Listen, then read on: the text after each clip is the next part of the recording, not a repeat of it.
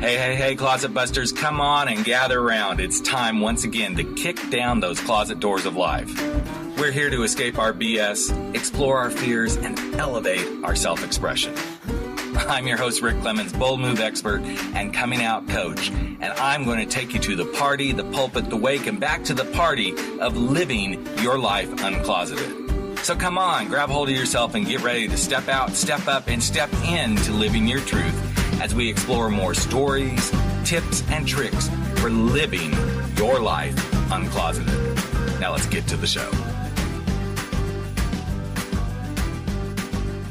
Hey there, Closet Busters and bold move makers. It's time for another episode of Life Uncloseted where we say, yeah, screw it. I'm kicking down the closet doors of my life. I'm setting myself free. And I'm living the life I want. A life that's uncloseted without apologies. And you know what? Today, this ain't no fiction. In fact, this is pretty damn close to the truth. Here's something that I know to be true as a gay man. That gay men often put themselves in some closets, some silly closets, but one that's really big in the community is a closet of being attracted to the outside appearances. And they just can't move past all that and get past the flaws to the beautiful human being that's inside. Now, this is probably true for most human beings, but it's something that really, really keeps gay men from being able to commit to doing something, to being with someone that's outside their norm. And today I'm being joined by an actor by the name of Shawn Singleton. He's part of a brand new gay comedy film called The Lady in the Locket.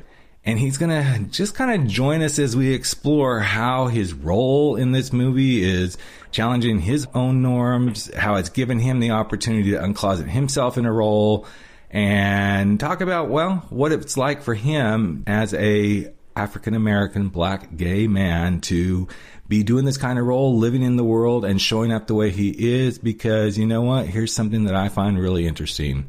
The color of love shows up both inside and outside of the closets of our lives. So before we waste the whole 30 minutes today on me just yapping at the bit, I want to bring Shawn onto the show. Welcome, Shawn, to Life Uncloseted.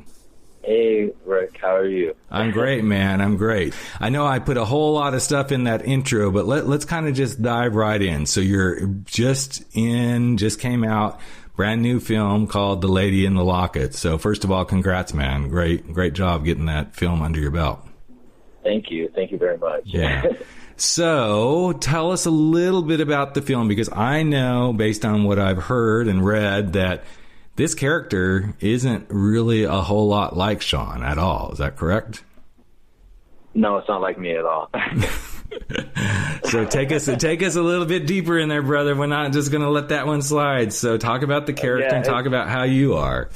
The character is in the throes of a relationship gone bad that, for whatever reason, has gone bad. And he's basically kind of counting himself out of love. And in doing so, he kind of falls trapped to a genie of sorts who basically kind of reiterates the fact that everyone needs love, and you know, you can't count yourself out of love, because I mean, like, if you don't have love and you're living this life, then I mean, what are you living for? Right. So why do you think so many people, I mean, I'm going to just dive right in. Why do you think so many people go that route where they have one bad experience or a few bad experiences and they finally just go, okay, I'm just going to check out of love because this is just all a joke. There's no reason to be in it. Why do you think so many people do that? I think a lot of people do it because of fear. I think that's the world in which we're living in now. It's a world that's like enveloped in fear, and that can be anything. The fear of whatever you have, whatever is the fear of yours.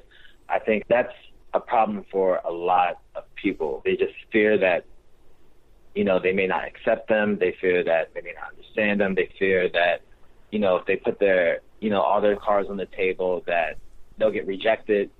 To me, it all stems from fear, essentially. And I agree with you 100%, especially gay men. I think so many gay men operate out of fear of rejection, of truly not seeing themselves in the best light, which is a form of rejection, but, you know, not having the confidence. It's all about all these things, which is really ridiculous. It's like if you just trust yourself If you just trust yourself to be who you are, then a lot of times the fears of rejection and things such as that just dissipate. And I think it's a struggle that everybody has. I mean, let's just face it, all of us lack confidence in some way, somehow, many, many times.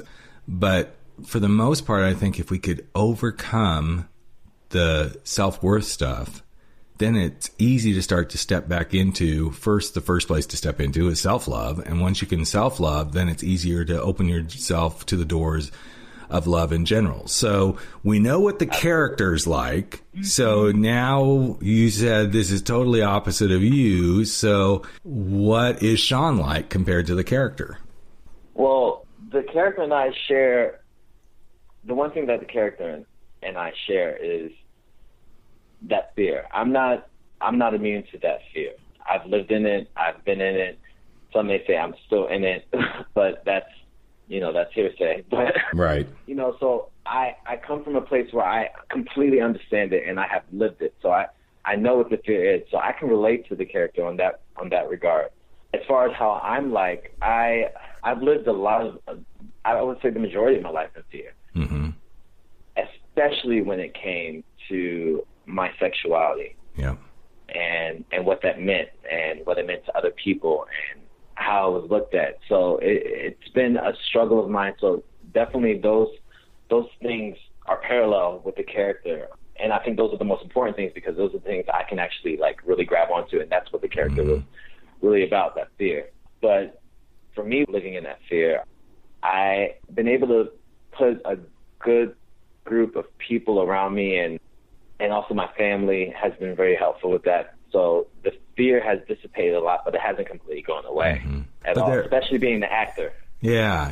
I was going to say, so I'm just going to kind of go down, the checklist here. So you're an actor, so there's fear right there because it's always about showing up, being, better and all this sort of stuff, or being the right fit, having the right look, whatever it is. So you got that checkbox checked. Then you have the man of color box that's checked. Then you have the man of color who's gay box checked. It's like all these things start to stack up. And I'm not disregarding anybody else's life because we all have check boxes. But I know, having worked with many, many gay men, a few lesbians, but the ones that have been people of color, it's like these check boxes just, there's not any easy way getting around them until you start to accept really at a deeper level who you are and how you want to be in life. So I'm curious, what's been the thing that's helped you most uncloset yourself to be who you are as a gay man of color?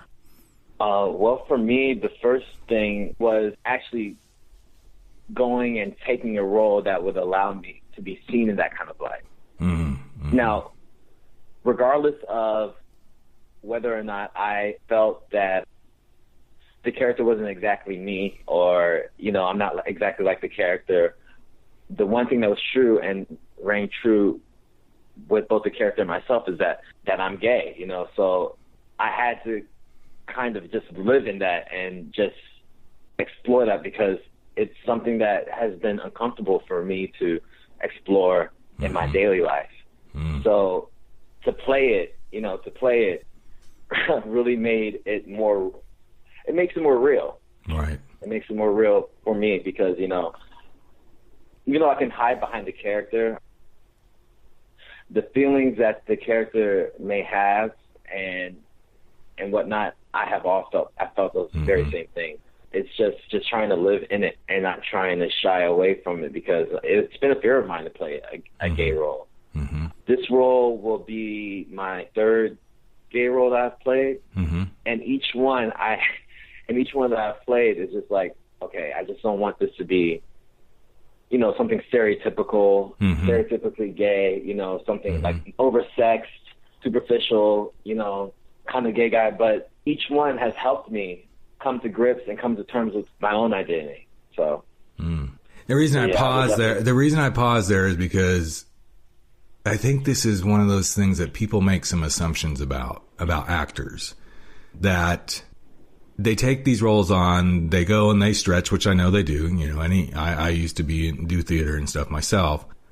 But there's always an element of whatever the character is you're playing, there's something going to show up that's going to reflect a mirror back to yourself of who you really are. And I'm wondering if that's how you've felt over the last 3 roles, that here you are playing these gay characters, and then in the midst of the role, do you ever have something that reflects back to you and you go, okay, this is really hitting home to me as my own individual person in the life that I live? Absolutely. I would say the very first, to kind of deviate from what the movie that I'm doing right now, but the very first role that I took as a gay character was really really far from who I was. It was more of a flamboyant character. He was very outspoken, very forthright, and just like, I guess in a sense, kind of like the stereotypical gay. Mm-hmm. And I related to that in a way because a lot of times that flamboyance and that forthrightness is one of my inner characters within me. You know, like, it's one of those characters that I have within me. I related to that character a lot, even though it wasn't a lot like me. Mm-hmm. But it allowed me to kind of bring that part of me that was like that character out and explore that. Mm. So I'm going to kind of switch gears a little bit here. So as we know, things are very crazy in our nation right now, and especially being a person of color. So I'm curious, do you feel like in some ways you're having to put yourself back in some closets to be who you are and step away from being who you are? Or are you finding yourself more motivated to be even more, this is who I am a gay man of color, I'm going to stand my ground? Where's your thinking these days? Because I know, for me, I've always been very, since I've been out, I've only been out since 1999, but I've always been very out, not flamboyant. Well, I guess it depends on who you ask, whether I'm flamboyant or not. Right.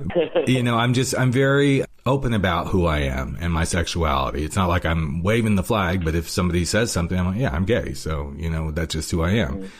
But I know with everything else, especially with what's going on in the black community and with police and everything like that, do you find yourself feeling like you kind of want to go back in a closet, or is it driving you forward to just be even more who you are?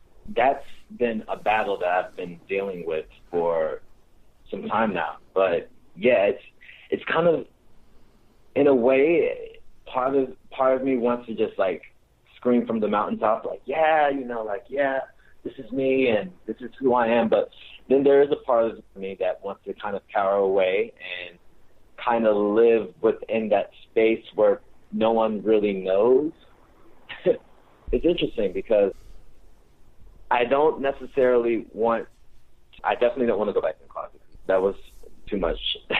Yeah. But I think sometimes in this world that we're living in now, is that everyone kind of wants you to kind of over-advertise yourself. Mm-hmm. And in that over-advertising of yourself, you kind of have to put all your cards on the table. And I don't think that's how it should be. I don't think you should feel that you have to, like, expose yourself. Everything's not expose. If you want to get to know me, you come and get to know me. Right. But I feel like in this, popcorn culture that we have now, it's like we need to know who you are and who you are now. And that's just not how you get to know people. It's a lot of layers that you have to pull back. People are like onions. Yep. There's a lot of layers that you have to pull back. And I don't think it's fair to people, whomever it is that's dealing with that. I don't think it's fair to them to, be like, okay, well, you're this, or you're that, and you need to be this or that. Right. And I don't think it's fair because there's a lot of layers. And so it's definitely been something that I've dealt with, because I still have, there's a lot of people that don't know that I'm gay. Yeah.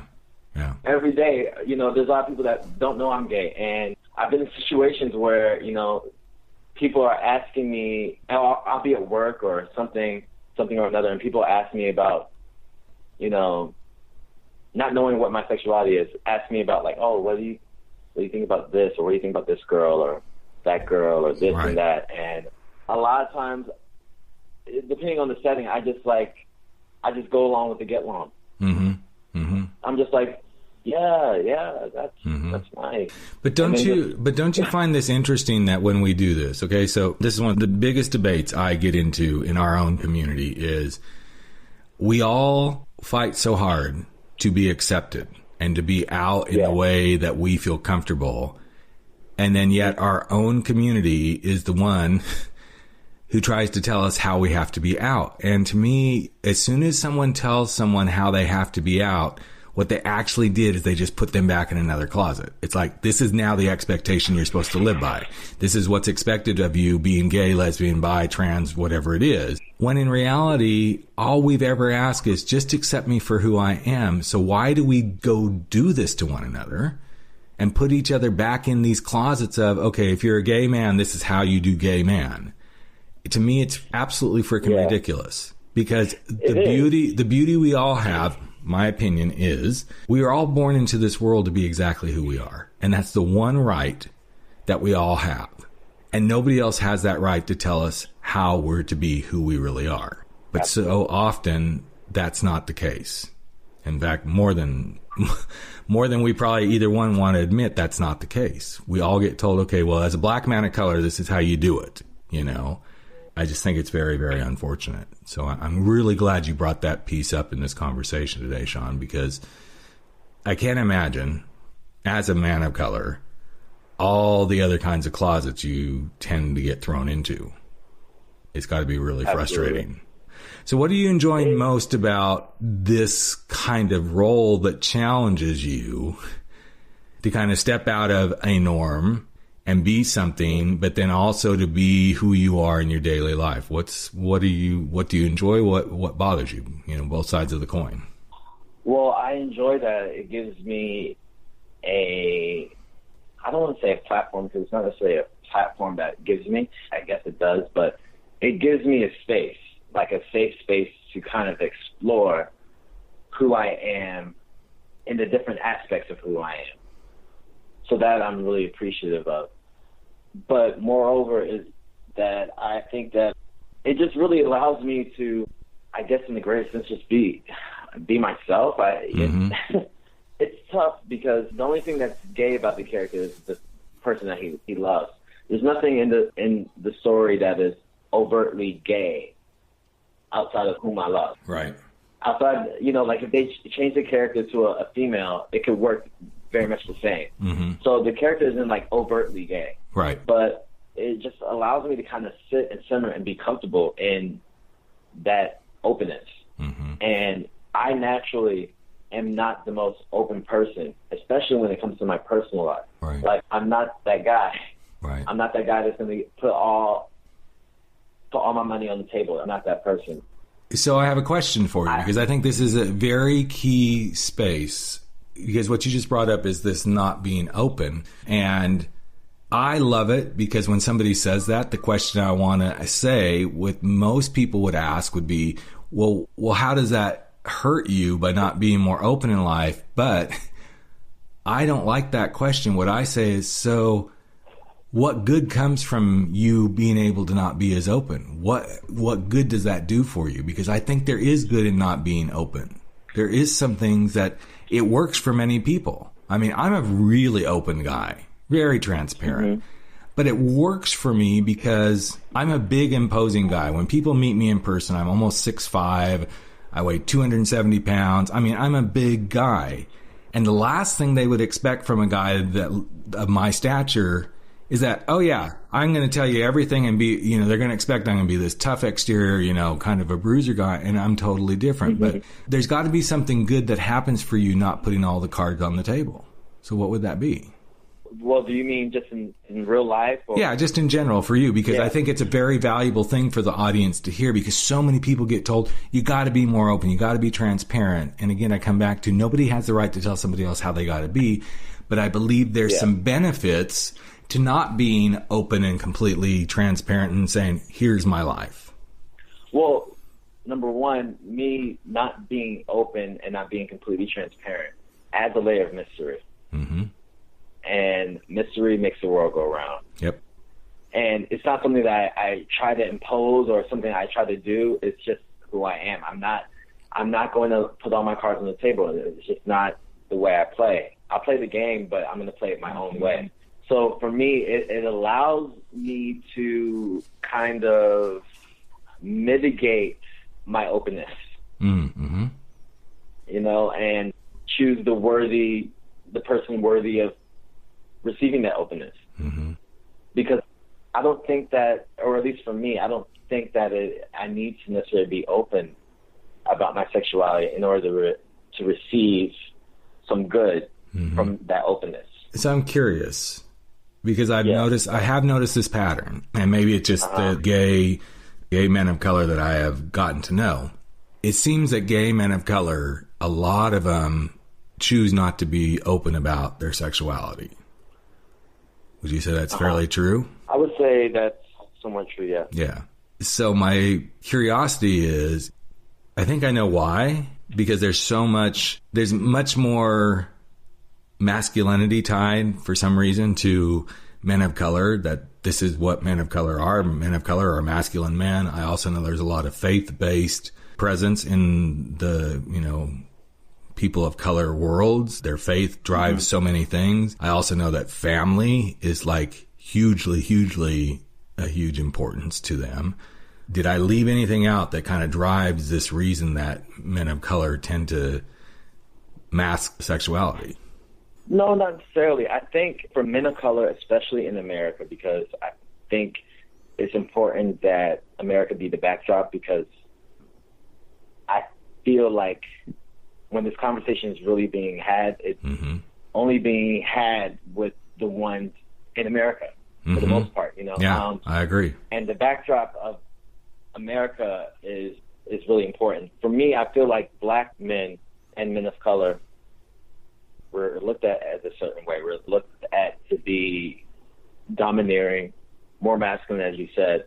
We're kind of just looked at as kind of like the archetype of what a man is supposed to be in its like raw sense.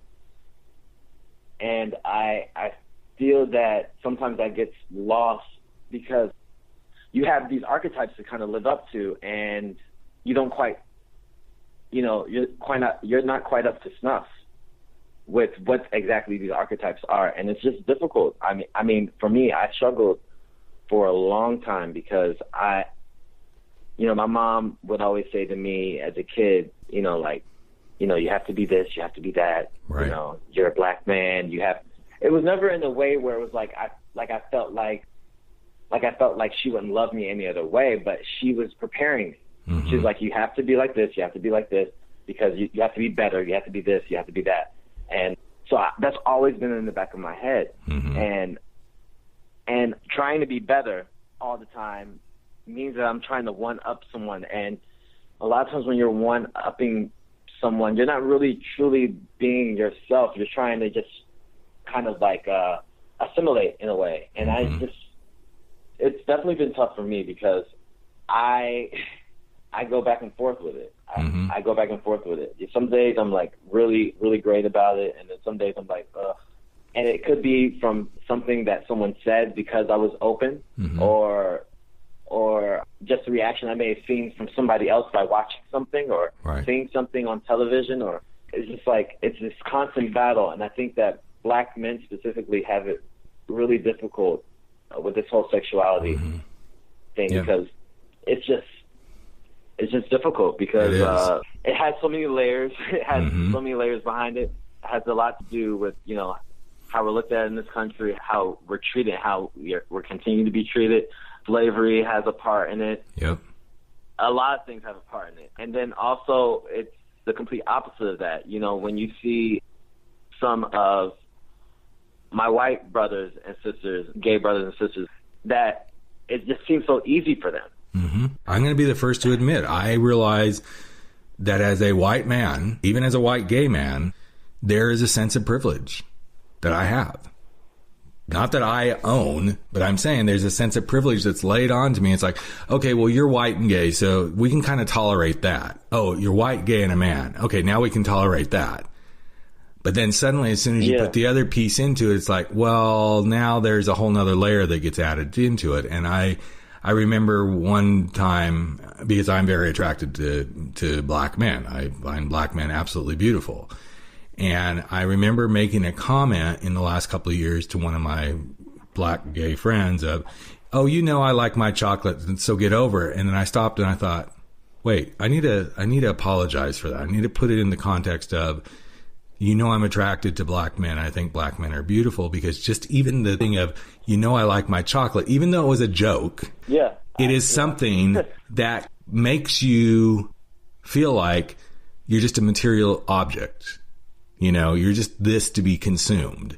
And when I said this to my friend and I said, I'm so sorry, he goes, I don't take anything from it, Rick. I know who you are. But he goes, if somebody else had said that to me, it would really have hurt really deeply. And I think this is the piece that most people don't realize is so often the things we say are the things that keep people in their closets. They don't want to hear it. They don't want to confront it. And, I've been taken to the ringer and beat up many, many times by people who have spouses who come out of the closet late in life, and they're like, you should have known, you shouldn't have done that. I'm like, you don't get to say that to me, because you haven't lived my life. And it's the same thing when I look at people of color. I don't think anybody can stand in somebody else's shoes until they've actually stood in somebody else's shoes. That's the bottom line. And I think that's really the gist of what you have brought up today in this conversation, is realizing, A, nobody gets to tell you how to live your life. B, you may walk outside the norm in certain ways in life, but you also get to decide when you choose not to walk outside that norm and how you want to show up and how you want to say, okay, I'm cool with being myself and being out, and then I'm not cool with it. I know for me, I'm going through it right now. I'm going through some really interesting feelings, because we're in the midst of buying and selling a home. And congratulations. Well, thanks, man. But there's stuff that comes with that I never thought I'd think. It's like, okay, well, I wonder if the buyer is going to have an issue that they're moving into a house that two gay men lived in. And are the sellers that we're buying from, is there going to be an issue as we're moving into a planned community with having, suddenly all this stuff comes up, and I'm like, I didn't realize how much this was going to stir up shit for me. Right. So I'm curious, man. One of the things I always ask at the end of these interviews, and I just love everything you've shared so far, but as a black man of color, if you could leave some advice for anyone, but especially for, your brothers and sisters of color who are struggling with coming to be out of their own closets, whether it's a sexuality closet or a race closet or, whatever it may be, what would be some wisdom that you'd love to leave the listeners with about really, truly walking outside the norm and being who you are? I think that the best thing for you to do is to take baby steps. Mm-hmm. I've been taking baby steps this whole time. I'm now 30 years old, and this whole time I've been taking baby steps. I feel that, like I kind of picked up on before, that, in this age where everyone wants you to kind of just pick and be that and do that and be who you are. It's really abrupt, and it's not natural. That's not how things happen. Like, puberty doesn't happen overnight. Right. Like nothing happens overnight like that. For me, I would just tell them to explore. Mm-hmm. To explore and really find out who they are and be comfortable in who they are. It's a daily process. It's an ongoing process. It's never, at least for me, it's never ending. I'm always learning something new about myself in regards to who I am. So I would just tell them to just keep at it and just keep trying and take baby steps. Mm-hmm. I love that. It doesn't have to be something. It doesn't have to be something you just jump in and like, hey guys, I'm gay. Right. It doesn't have to be like that. No, I love the baby. Like that. The baby step piece is huge. When I'm working with clients, that's one of the pieces I bring up the most. Realize how you choose to step into this is how you choose to step into it. And don't let anybody else tell you how big of steps you have to take to do it. It's yours to choose. And I love the curiosity piece that you brought up, just to keep exploring, because this journey, as in any journey in life, it doesn't stop until it stops.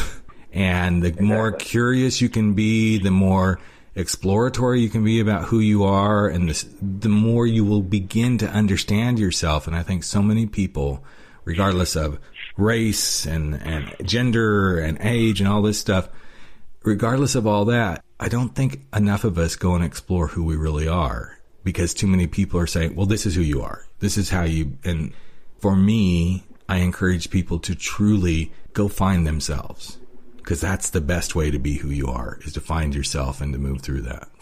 So real quick before we wrap it up here, Shawn, so what's next for you? Any more films in the making? Where are you going? Well, we're working on that. I'm working on a play right now titled The Girlfriend Zone. I'm not gay in it. And I'm also working on a web series called The Secret Storm. It's produced by brtbtv.com. Mm-hmm. That's ballroomthrowbackstv.com. So they produce and direct it. I play a gay character in the web series, and it's been really, really, really awesome. That's great, man. What I'm doing. That's awesome. I'm happy with where things are going, because I kind of made this stance to sit firmly and really explore my acting, because it's something that I've wanted to do for quite some time, and I've gotten away from it. But now I'm, just really going ahead and really trying to do it. And I would say that the show that I'm doing now has really helped with me feeling like I have a place here and I can do it. That's great, man. So, well, that's awesome to hear, man. I'm wishing you all the best of luck. And I just want to say thank you once again, man, for taking time to share yourself, your journey, your perspectives on being who you are in the world. I know some of the words, if not all the words that you've shared today, will truly have impact on our audience here on Life Uncloseted. So thanks again, Shawn, for coming and being part of our journey here. Thank you, Rick, for having me. I really appreciate it. Just want to say this real quick. I was really happy to hear that you even wanted to hear something that I had to say. I was kind of astounded. So I appreciate you having this outlet. Absolutely, man. For the community, so people can have a space, So thank you. Well, thank you, man. You definitely, I can tell you this, you probably have touched some hearts today for sure. So really appreciate it. And that's it. That's a wrap. Another episode of Life Uncloseted has come to an end. But don't worry, we'll be back in just a couple of days with another episode with new guests, new tips, new tricks, new wisdom about how you can go live your life uncloseted. And you know what? A lot of people out there may not even know we exist. So if you feel so compelled, share us. Tell people about it. Give us a rating and review on iTunes. Share it from your phone. Wherever you can, spread the word, because the more people that we reach, the better the planet will be when everybody is living their life uncloseted. I'm Rick Clemens, the host of the show, that big, bold move expert, and that guy that constantly wants to help people step out, step up, and step into living their life uncloseted. Have a great couple of days, everyone, and we will be right back with you very, very soon. Take care.